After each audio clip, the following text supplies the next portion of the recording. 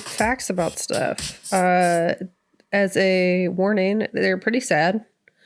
This film was based off of some really sad stuff that's real, and I guess like if you aren't prepared to hear about sad stuff, I feel like you just feel sad from watching the movie though. Like in a good way. But there's a theme of violence against women in the film Impetigore, perpetuated by men in the film, and is actually a pressing issue in Indonesia, which is something that we're going to get into. But what we see on screen very early on is like an introduction to this. So you have like her alone in a toll booth with the threat of a strange man. You have later a village filled with so many pregnant women. They're like, how so many pregnant women be? Like usually like if you're gonna like pregnancy pact, you know, like with your friends, there's only a few. There was so many, and to the point where they were burying a child every few days because of how many pregnant women there are. And while I just made a joke about it, what the reality of it is not very funny. It's actually super sad. So basically, I read an article in Horror Obsessive called Women's Pain and the Weighing in Impetigore. And you basically get an overview of the film's portrayal that links back to societal issues in Indonesia. The article states, overall, the violence against, the rage of, and the lack of social mobility for women and children depicted in Impetigore shadows the real-life struggle for women's rights in Indonesia. The prolific and resilient feminist movement of Indonesia is both spurred and challenged by oppressive traditionalism. In Indonesia, teenage girls are leading a movement to end child marriage, and the government, which is influenced by fundamentalist religious groups, rejects feminist legislation and is complicit in systemic violence against women. So this film is saying a lot, even though I think without that context, viewers who may not be like well versed in what is happening across the world outside of America might not know.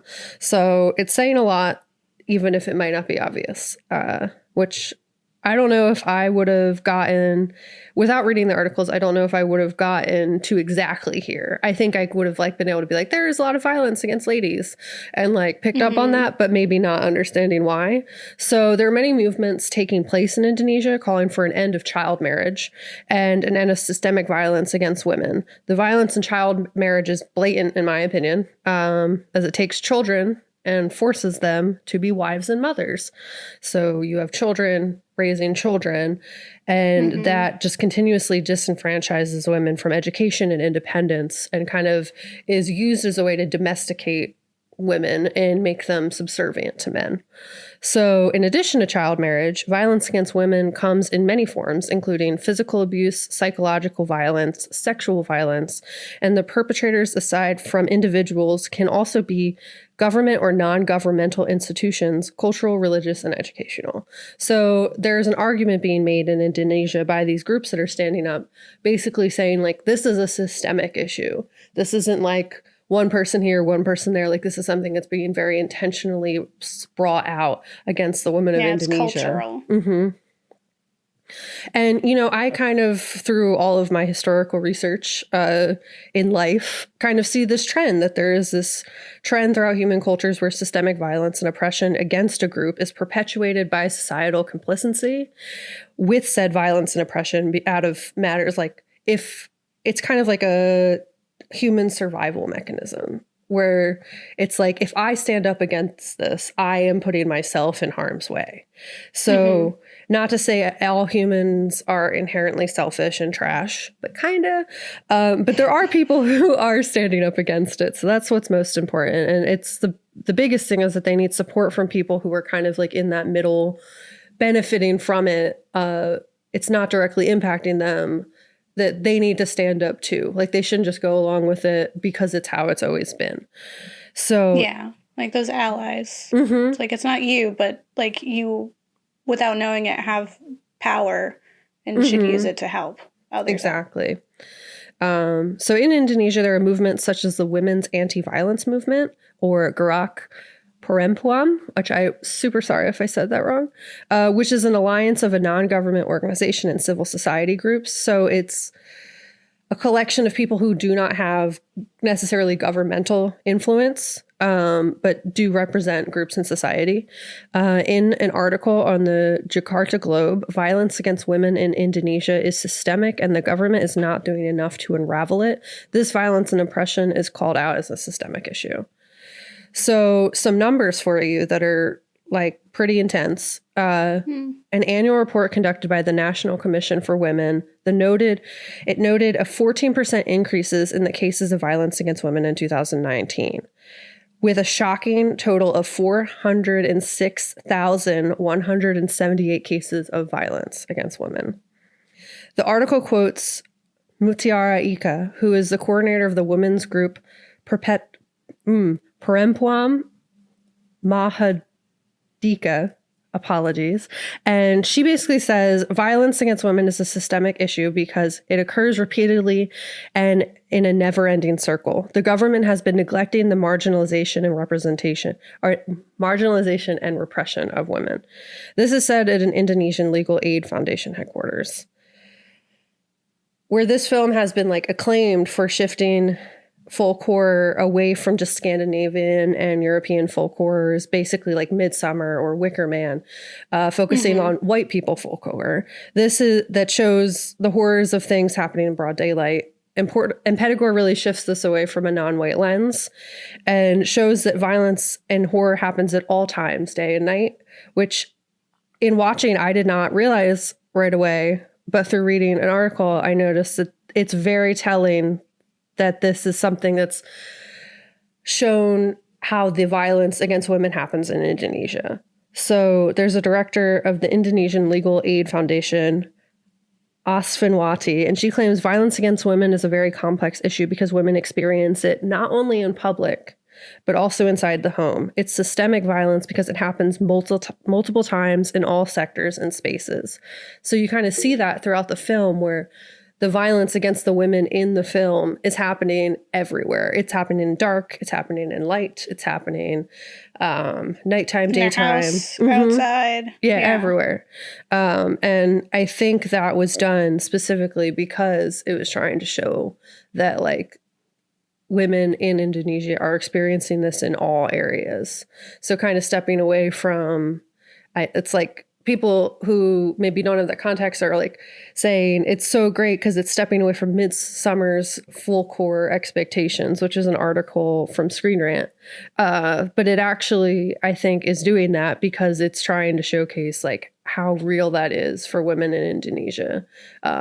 Not necessarily just to pull away from white people culture, but like just as a representation of their culture themselves.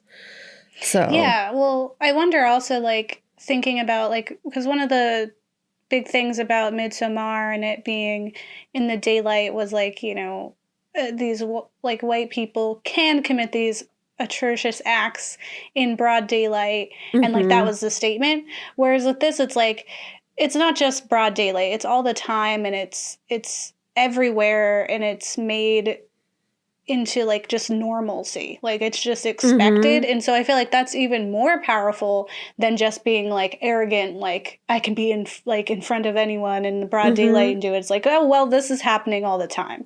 Like you know, this is so like expected that it doesn't, you don't even notice, it's just there. And I didn't actually record this in my notes for the show, but I had read an article it was linked in the Horror Obsessive article about like the group of girls who are leading an end to child marriage, and their biggest battle is essentially convincing people who in their communities just always did it because that's like they never thought more of it because it's something that was always happening. And that through their activism that they were actually starting to change people's minds, where a 17-year-old was married to a quite older man, and that the village elders actually started questioning that. Like the people in their community started questioning that and being like, hey, is that okay? Because of their activism. So it really I thought that was really cool. Like essentially that they're making impact on it, but that like, you know, that it is something that happens so often that people kind of get used to it. Kind of how we had in Sorry to Bother You, that if it's like something so overwhelming that you don't know how to fix it, that you kind of just like accept it because you don't know how to end it. that there are people still fighting and trying to like get rid of that mentality and trying to like still make sure that it's not happening anymore. Yeah, well, sometimes it just show like you just have to show that there's an alternative. Mm-hmm. Like that this isn't the only way and that it's not normal and that other places are doing it this way. And it's like, I think it's great that they are encouraged to be vocal and are then looked at as like a resource instead of just like, just looked over or dismissed for being like, hey, Mm-hmm. this is not cool or Yeah. right. And it's like, it's crazy because some of those statistics were 2019, right? Like, that's Mm-hmm. like, this is happening. Like, this Like film right is now. Yeah. relevant. Yeah. Like, similar to like Blood Quantum and Sorry to Bother You, is like, these are tales that are unfortunately seem to be evergreen. Like they're Mm-hmm. still happening, they're still relevant, and hopefully films like this inspire that change, as well as the organizations and the protests of those young women too. Mm-hmm. And honestly, in my research, like there's a lot more information that exists. Obviously, this is something that's ongoing. So, I mean, the article goes on to outline injustices of the patriarchal job market, government bills aimed at domesticating women further. But like, that's not the end of the story. So, I recommend looking at our show notes for our links. We post our blogs to give you like more information, but there's like a long history of violence and oppression against women in Indonesia and across the globe. So this film was saying a lot, and you should definitely do some research too. Yeah, so you should always do your research, and kind of look into it and use this as a mouthpiece, Mm-hmm. to see that there is an issue that we need to look into that is happening right now. And Yeah. that's why I think it's really great the For the Culture series, even just to kind of get a glimpse into these things that we wouldn't have known about otherwise. Mm-hmm. No, yeah, totally agree.